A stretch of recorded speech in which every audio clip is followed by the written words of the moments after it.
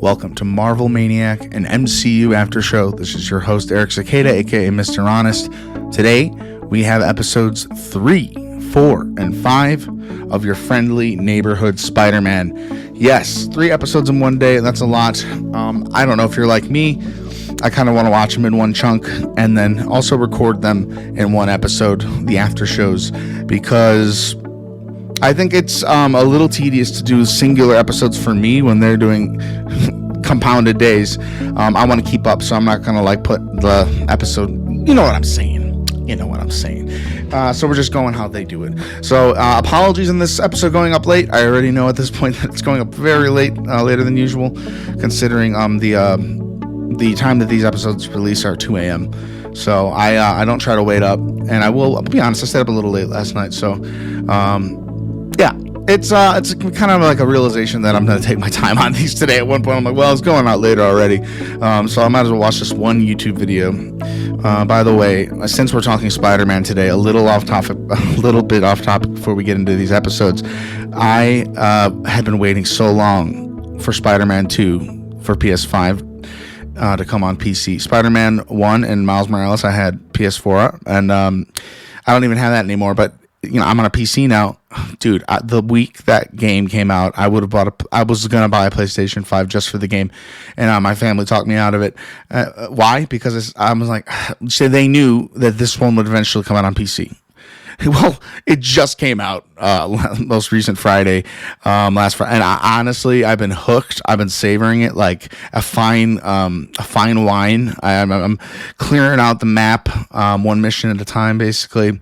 So I'm about halfway through that, and one day I think we're gonna start incorporating video game episodes because if they can cross over with MCU whatsoever. However, I might make an exception for this Spider-Man series. The way I'll connect it to the MCU is they let us use Peter Parker from all the live-action Spider-Man movies. They give us all his suits. So the multiverse has extended into this game as, if you'd like to believe it or not. I don't know what number the video game universe is. I know and hope for sure it's not the same one as that last Avengers game. So instead of dilly-dallying around this topic, just thought I'd tell you that. If no spoilers, but that game is so good if you want to be Spider-Man and let your worries fly away, and you are literally saving New York City. Oh my goodness, I love it. I'm not going to be rushing this because it's kind of funny that, well, what I'm doing next is recording about Spider-Man, your friendly neighborhood Spider-Man, episode 3, Secret Identity Crisis. So last week's cliffhanger, we were sitting on Norman just flat out telling Peter, oh, so you're Spider-Man. So for the last week, many of us, and if not all of us, have been wondering how is that following interaction going to go down, and it's pretty funny. I actually the show's kind of branching off in not a weird way, not a bad way, but in a way, it's branching off, and I really like what I'm seeing so far. We're getting things out of this animated show that some well put together TV dramas and comedies are.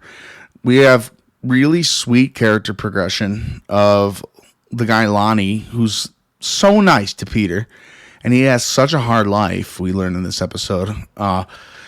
It's so sad. His brother joins a gang, and he doesn't like that. His mom's real upset about it. And this guy's date, it's just he does something so nice. He buys Peter lunch, and then he doesn't have money for himself, and then he gets called home, and his brother's in a gang, and then he has to go deal with that freaking gang on his own and get his brother out of there. And of course, it's not going to be that easy. They won't let him take. They will not let him take the brother. And Lonnie is a good guy, as we know. And spoiler alert, but most Marvel Comics fans would already know. I should already know from playing the video game. Lonnie is the villain, Tombstone, before he becomes a villain. So it's interesting to see in this universe, at least, he seems to be a good guy, but it also makes me wonder, since I haven't heard of Tombstone's origin story. He's kind of like a side character in the games, but we get to know him a little bit. He's definitely a villain in the game, but he has a pretty good rapport with Peter. I just can't help but wonder what different twists and turns this timeline for Spider-Man's going to take. because as we see in this episode, that's pretty much Lonnie's story. Not trying to rush through it. We do got 3 episodes to get to. And, we all just watched it. That's always what I say mid-episode if I feel like I'm under talking, but I'm talking plenty. I just take so many notes, and then I'm like, is it disservicing me to be doing this? But I'm thinking what really helps with me writing down notes on my thoughts is it kind of solidifies the story in my mind. I'm speaking honesty and truth out loud that you might not even know you wanted to hear. You probably don't want to hear. Want to hear more about the episode. I'm trying to get better at listening to things as well. Like the movies, I do have ADD, so things really do go over my head sometimes. So I'm so thankful to be at home watching a lot of this stuff because I can pause it and rewind it a minute when I realize I trailed off. Like it's always in like the same relations. Like, oh, what if this happened with Spider-Man? And then like my mind runs off into theories while the actual show is happening in front of me. So I'm like, I'm gonna go back a minute. So we got Captain America coming out in the next week, and I believe my not so good episodes, I could always do better on the ones where I see the movie in the theater. I don't have it to refer to when I get home, so I don't know. I'm just kind of like trying to get my like I wrote down all these notes, so I'm going to take mental notes in the theater. I'm not going to have my phone out, and I want to like remember the movie so I can bring you back a better review. And that's a little bit inside of my head, and I don't know why I'm telling you this in this episode, but I think it's because we've reached that level of friendship at this point. We're episode 120 something now. I'm not even looking. Honestly, I don't know. I'm not looking right now. We're getting there though. Hey, episode 200 is going to come around pretty quick. So aside from the sad disaster of Lonnie kind of getting dragged into a gang by the end of this episode, the main storyline follows Peter dealing with the fact that Norman said, "Your secret's safe with me," and just sends him home. And like leaves him with like, okay, so he knows, what do I do? At one point he gets invited out to dinner with Norman. I could see this kind of feeling the wrong way, but they're definitely 100% replacing Norman Osborn as from Iron Man to Peter Parker's mentor. And the Norman Osborn of this universe, I'm gonna say it, he has a lot of promise to maybe not become the Green Goblin, or at least a supervillain. Because I don't think we've ever seen a universe where Peter and Osborn are on such a talking level. Like this guy really, really likes Spider-Man, and there's a good reason for it. He's been following Spider-Man on the web, which makes me think he knows he's Spider-Man. He knows Peter Parker Spider-Man, or at least has the strongest hint before even he gets that Peter on camera. Norman has proved to be very smart. This is how he realized that the tech that Spider-Man was using in the videos, like that one big video from the first episode where he blocks the car and the bus from crashing, he notices it's not Oscorp tech. And if it's not Oscorp tech, there must be another scientist. There's no other scientist. Who's making this? So he narrows it down to 4 students he thinks are working for Spider-Man, and reveals that he actually got Spider-Man. Peter was one of the 4. He still advises Peter to go to the internship and whatnot. However, Norman tells Peter he is so thankful for saving Harry Osborn's life. We almost forgot, but that was like the episode picture. That's kind of what sprung these events into action. See, Peter and Harry aren't really friends in this universe, which is kind of getting me early theorizing that Harry is going to see a connection between Peter and his own father that he doesn't have with his dad. Maybe Harry will become the Goblin, and it'll be a reverse type situation. However, I don't know. I just love the circumstances at this point, and I'm very interested in seeing where the show's going. So, like, Norman all out wants to like give him tech and stuff for a suit, and Peter politely declines. And he says he can't put you in danger or his family in danger, something like that. And this is what I actually quoted as one of my favorite lines from Norman in the episode. Even when someone knows your secret, your biggest concern is the well-being of someone else. And that is a testament to Peter Parker, Spider-Man. He goes to the end of the earth to do the right thing, and he puts his life on the line constantly just so others can be safe. He is a true hero. And Norman sees that and wants to be a part of it. He's one of the biggest names in technology in this universe, and he hasn't done nothing wrong yet. I mean, For all we know, he could have a Green Goblin lair up there in that building somewhere, but we have no evidence of that yet. All we see, if this is the first ever time I was meeting this guy, is a guy who, like that mentorship role in any other movie or TV show, the Master and the Apprentice, and maybe this whole show in general for the series arc, however many seasons they go for. I considered like What If to go for at least 10, one for 3. I hope they get their story out. Maybe it's all leading to the Green Goblin turning, aka Norman Osborn, on Peter Parker. However, I don't see that going over well because he knows his identity.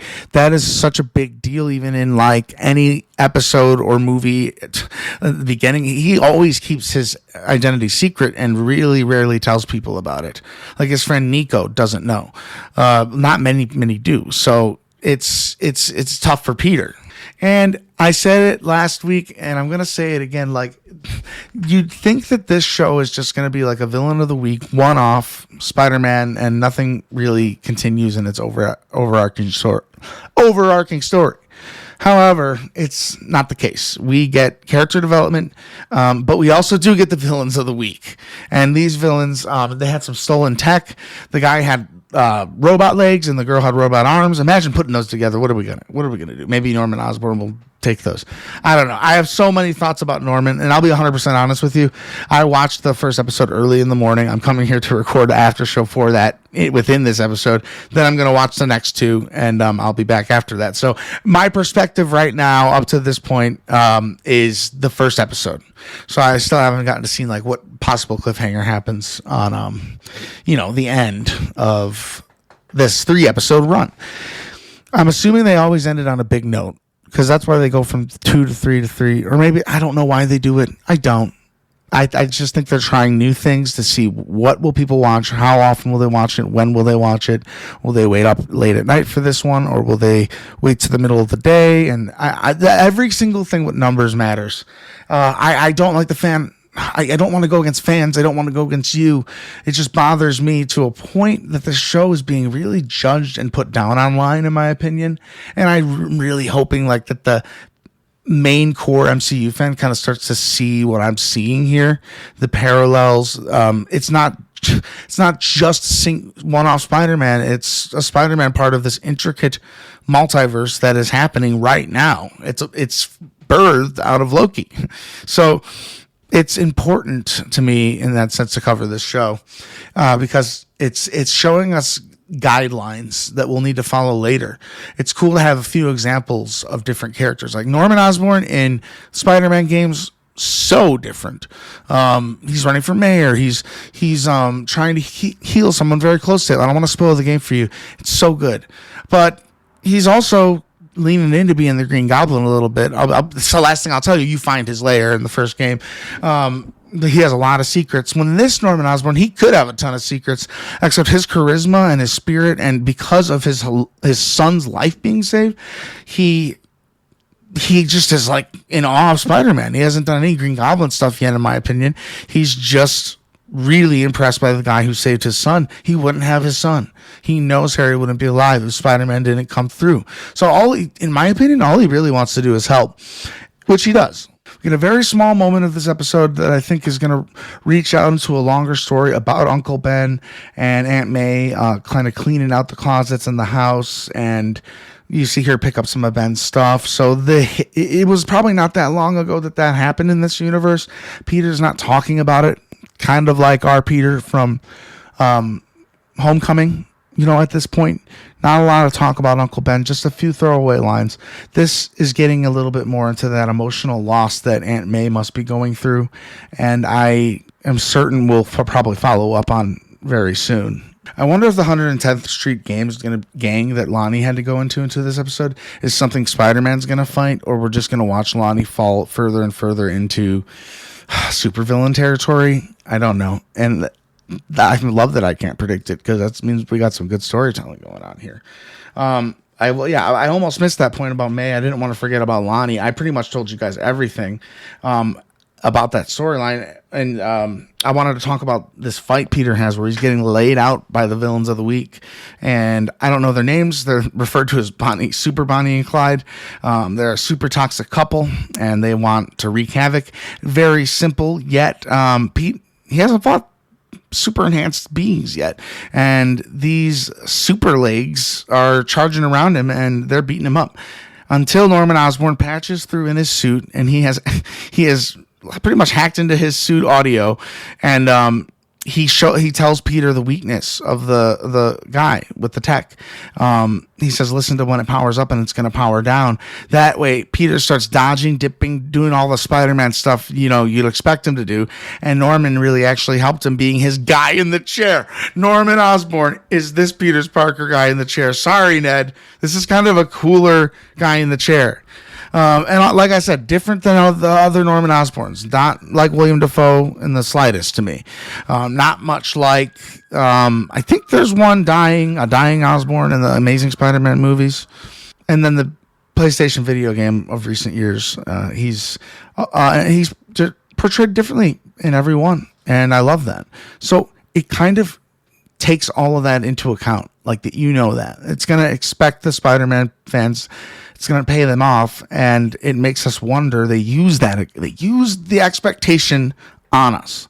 They flip it around on us. So we're really confused at how to feel about Norman Osborn, because we know he becomes the Green Goblin in most timelines. And I'm very curious to still see where this goes. I mean, to me, it's looking like Osborn might suit up at one point, like for the good guys. It's so smart. To make the show like this. It makes it so much more unique, and it's exploring some new territory and painting a nice picture of a different Spider-Man, even though there's been so many, and always will be more. I learned from all my Spidey suits in Spider-Man 2. There's a lot of Spider-Man. There's a lot of references that I have no idea about. The comic books are vast, and I want to get a Ryan Airy level of knowledge of the comic books. The man grew up with them, and we could talk about Superman once. The Superman trailer made that man cry. He is a fan of superhero movies. God bless him, man. Ryan Airy. Shout outs to Screen Crush and Ryan Airy. I'll never forget that 100th episode special. We're going to earn you back on this show one day, Ryan. But basically, Norman helps him, and Peter takes out the bad guys. They destroy themselves once they're webbed up together. Even Peter agrees by the end of the episode to have Norman helping him out with Spider-Man stuff, and they shake on it. And they also cut to Lonnie, completely different parallel life going on here, shaking hands with the leader, big bad of the 110th Street gang. Lonnie traded spaces with his brother so his brother can go home. His brother was in deep, and Lonnie pulled the heroic move and saved his brother. Now, I wonder if going forward we're going to see Lonnie become the villain of the season, and we'll end this season with Norman Osborn still being a mentor, or they're going to take our expectations even further off the board. I don't know. That is my 18 minutes of the first one. I'm going to watch the other two and come back with you as concisely as I can. I'm going to take the notes, but I'm not going to read everyone. I used to make bigger episodes. Guys, you're lucky. They used to be like 60 minutes, okay? This is 3 episodes of a show, which we normally sum up 15 minutes in a regular episode. So I don't think we're going too over. How are you doing? Have you any special thoughts on this series so far? MarvelManiacPod at gmail.com. Give me your thoughts on the show. Is your friendly neighborhood Spider-Man garbage? That's what I've been hearing from a lot of other people. They don't like it. Is it worth a shot for you? I'm really curious to get your input. So MarvelManiacPod at gmail.com. Don't hesitate. We love your feedback. Episode 4 of your friendly neighborhood Spider-Man is called Hitting the Big Time. And I just have to emphasize again, I did say last week, but what a bop, the song. The theme song is out of this world. Some people may just show up for it and leave. I love it. I love the theme song. I love the rap. I love the Spider-Man. I love how that's remixed. It's done so well, and it gets you pumped up. Shows, I could be completely off the grid with everybody, and if I'm getting like a unique perspective of liking this show, I'm not gonna apologize for that, but like I could maybe try and critique it a little bit more, but I will defend that and say I usually try to see the lighter side in things unless it's really bad, and if it's that bad, I usually won't talk about it or cover it. There's one thing I've talked. I'm not gonna say it. There's one thing I won't talk about yet. We'll see what happens after this saga. We'll watch it retrospectively maybe and see what happens. Secret Invasion. Okay. This episode is pretty cool because, we are past the point of Osborn knowing, and we have a partnership, and I really this episode flies by, not ironically, when Peter gets that special suit with the fly backpack. Norman Osborn wants to make Peter such a cool looking superhero. He gives him all these different suits, and they get him in all these awful situations. Like the Incredibles rule, Edna's rule of never wear a cape, applies to Peter here. He gets stuck and he's getting beaten up, and he's hanging by his cape. Dang, I don't feel bad for him. See, the show's got such a light-hearted thing going that when serious moments happen, they hit you kind of hard. They hit you fast. Like this, since we watched all three, spoilers for all three, because I'm going to talk about Lonnie's gang involvement is kind of like, its own thing. We don't really see Lonnie and Peter interact really ever since the moment that Lonnie picked up Peter's lunch. It's like, was that a bad luck lunch decision? Did this horrible decision by Peter Parker lunch, did this lead to him getting in the situation he's in? No. However, Lonnie does have to go get burritos for the gang, and the gang is very enthusiastic. In all fairness, I would be too if I was getting a burrito, but Lonnie runs into some trouble. A rival gang knows Big Don and the 110th Street crew, and it's the Scorpions gang, we find out. A lot of reveals about a lot of big classic Spider-Man villains, setting up stories for them in these few episodes. It's a lot of fun. It makes you wonder where and when each one's gonna kind of take place, because we're really just meeting these villains now. Like in this next episode, spoiler alert, but we meet Doc Ock, and he's the one that's making all this tech. This Russian crew in this episode, right when they finally pick the right suit.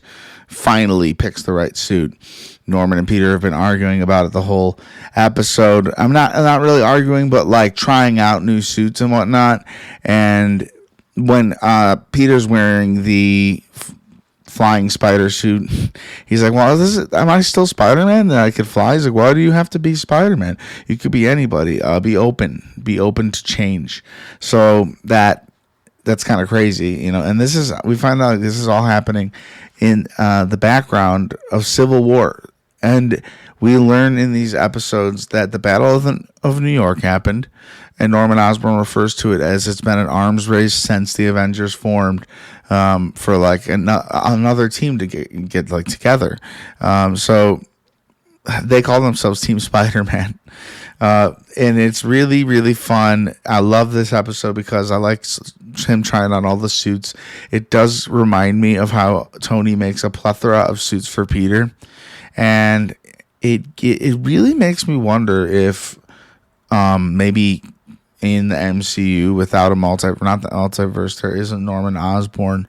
The only problem is I feel like we would have seen the building by now. And unless it's the Stark building, which I don't think it is, because we're going to find out in Thunderbolts that the Val bought it. And I think it's going to be that Thunderbolts Tower or whatever.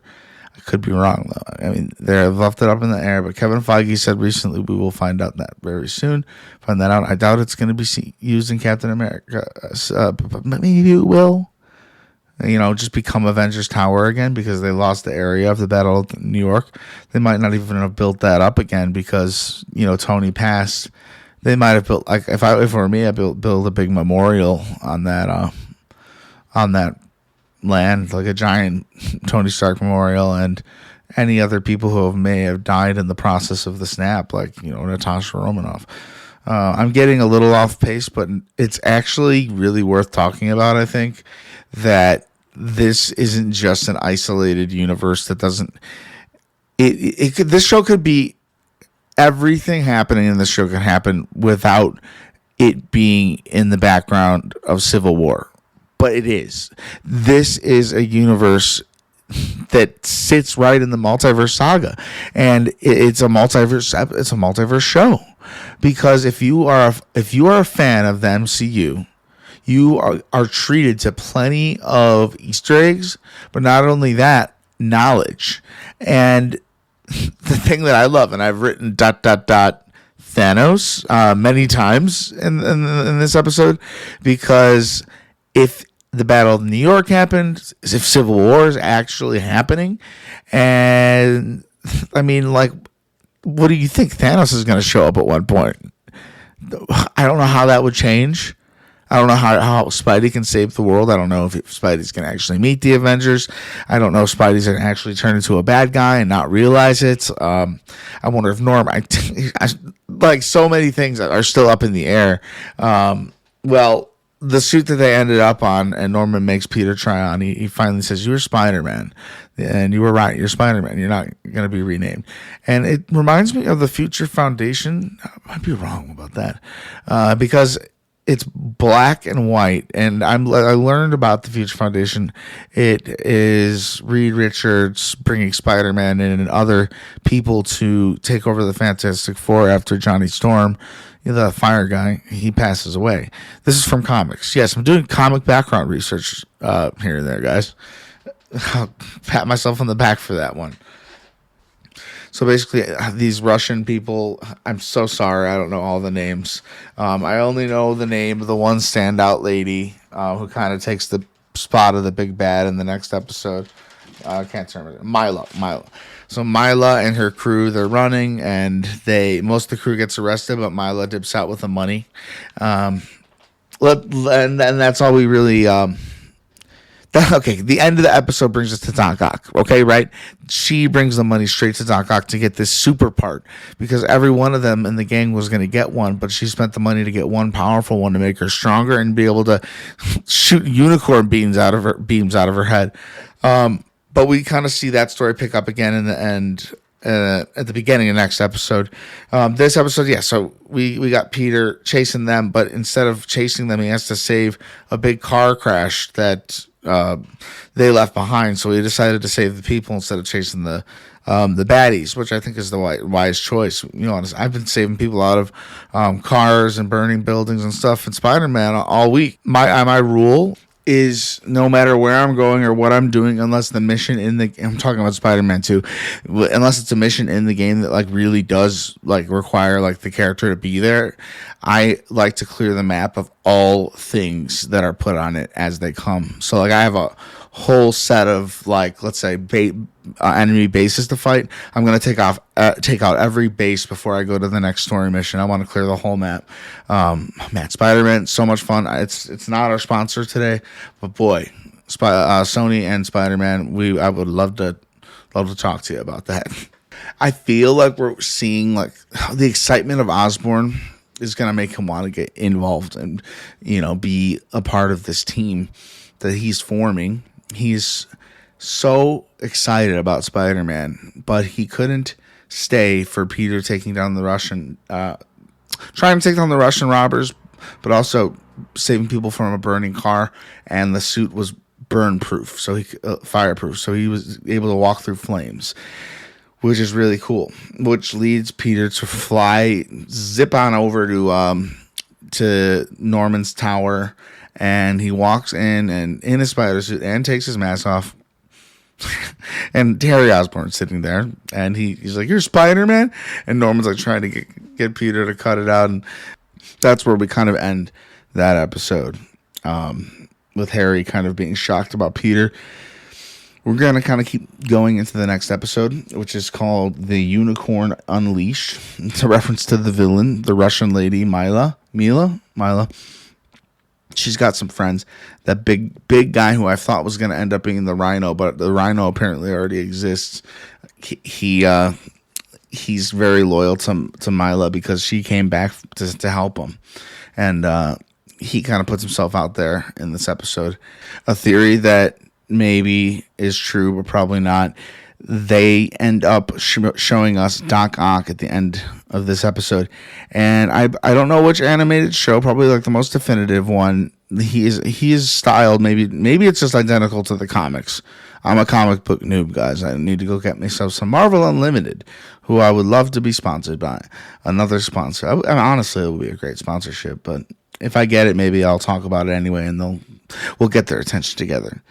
Anyways, I think it was a interesting decision to let Harry in on Team Spider-Man. See, we're only on the 5th episode, and I just really love kind of Harry's reaction to Spider-Man.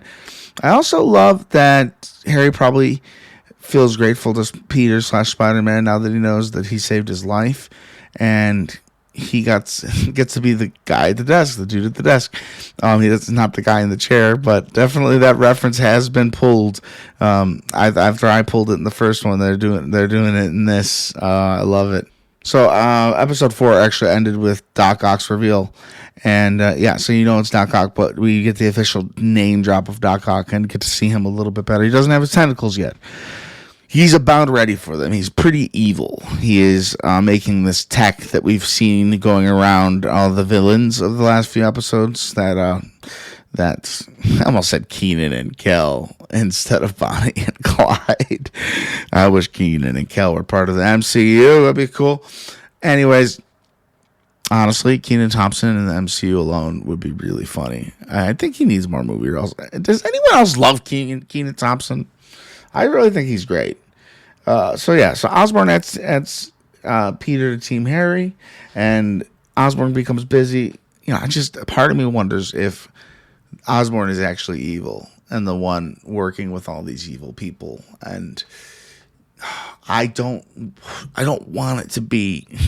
I don't want him to turn bad. I want this universe to bend in a different direction, and Thanos, whenever he shows up, I would like personally to see Peter take Thanos down with the Osborn and whatever tech they have or whatever they've done together by then, similar to Iron Man making the big Hulkbuster suit. Like, what kind of innovations is an inspired Norman Osborn? And imagine he's gonna get the rush of saving people instead of wanting to hurt people, because Peter is really big on morality, and Peter is kind of, they're drawing a lot of comparisons, right, between Lonnie and Peter. And if you think about it, Peter is kind of joining a gang in a way, kind of like Lonnie. Their stories mirror each other in dark ways, and it's really cool in these episodes, and it's portrayed really well. And the guy in the chair thing, where Norman's sitting there watching Peter through every camera in the city, is not a thing that bothers us. But maybe as time goes, like the fact that Norman has done everything for Peter, it could turn into a toxic situation where if Norman doesn't like the way something's going, or power goes to Norman's head, he has everything to hold over Peter's head. His identity, his suits, his name. He could drag him through, well, it's just like his identity. He can really drag him through the sand, but we're trusting him right now. I mean, I don't know. Place your bets. MarvelManiacPod@gmail.com. Is Osborn going to break bad? Has he already broken bad? Or is he the good guy in this universe? The one of however many that turned out good. This is a good Norman Osborn. Honestly, I don't know yet. Even after this 5th episode, I don't know. I thought the 5th episode was fun. I love the action. I like the web slinging. I saw some criticism online about the action scenes and whatnot, and I thought they were pretty good. I feel like it's like a very comic booky type thing. It's like similar to Into the Spider-Verse, but in the Spider-Verse movies, but like a little less intense comic book feel. But you got a little bit of that going. It also looks a little bit like the What If animation kind of mixed in, because sometimes it looks like just a 2D show, but then like it looks really 3D at times when there's really good shots. So I don't know why people were hating on that. I feel like the show became kind of a target just from the very beginning because of the change to the Osborns. That really bothers me because I honestly wouldn't have thought twice about it, and now I'm just really bothered by it. And I can't be self-conscious in putting my positive opinion, it's not really a spin. It's just how I feel. I try and let go of anything. Like, there's some things I might not like that I won't mention because it really didn't ruin the episode or whatnot overall. And I want to kind of like I want to take what the message of the episodes are trying to get, and the story of the episodes are trying to tell us. And they don't end episodes on a certain note without reason. So Doc Ock is about to play a big part. He's already in the shadows. He's powering up supervillains. Not long soon before we get to see him and Spidey go toe to toe. I don't know. I don't know if they're planning slow burns. The show has surprised me around most turns. That rhymed really cool, and I meant to do it. Promise, I meant to do it. Okay, I lied. But I just kind of am curious as to where this all goes, because we know Civil War happened now. Like on the news, we see a picture of Scott Lang holding on to Rhodey. What did they do without Spidey? Did Tony find another hero? My theory is this. Tony was going to go get Spidey. Norman found him first. And by the time Tony gets back and tries to find Peter in this universe, he's gone at his internship. He's usually going home during the day and then goes out at night to be Spider-Man or something like that. That's my theory. That Stark was going to approach him, but the factor is he's been working with Osborn for a few weeks, so he's not around at the time where Tony needs him, and Tony just can't wait around for a kid who's potentially a human spider. I mean, maybe he will go meet the Avengers at one point. Is he going to be an anti-hero Spider-Man? You know, I'm so curious. I love that they're lining it up with the MCU, and the fact I don't know how long they're going to stretch the period of Civil War and the Infinity War time.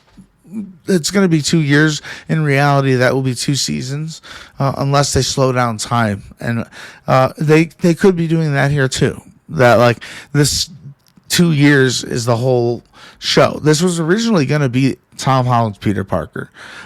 You can see the leftovers of that, and I believe the leftovers are embracing it in honor of the multiverse.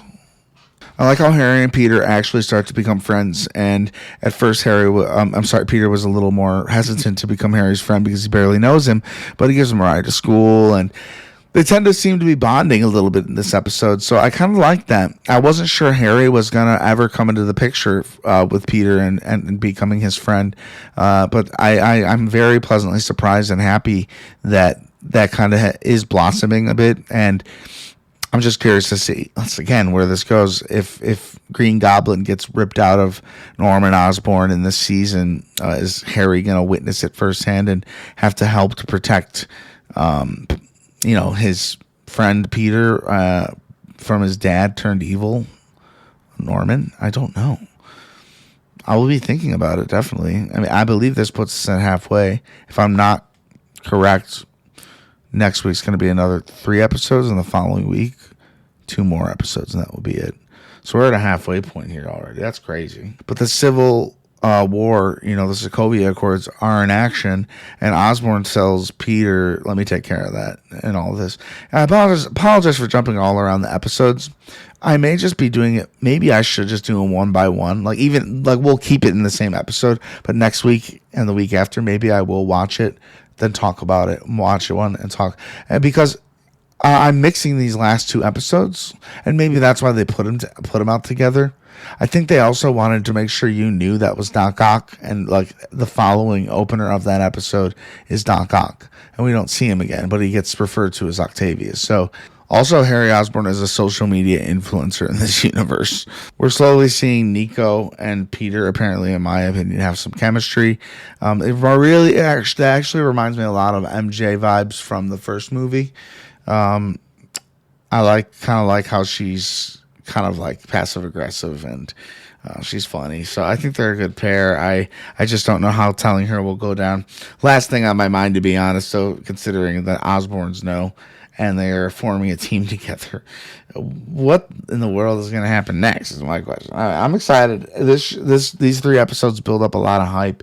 I think by this time next week, the theme song is going to come out, and we're all going to be dancing to it together.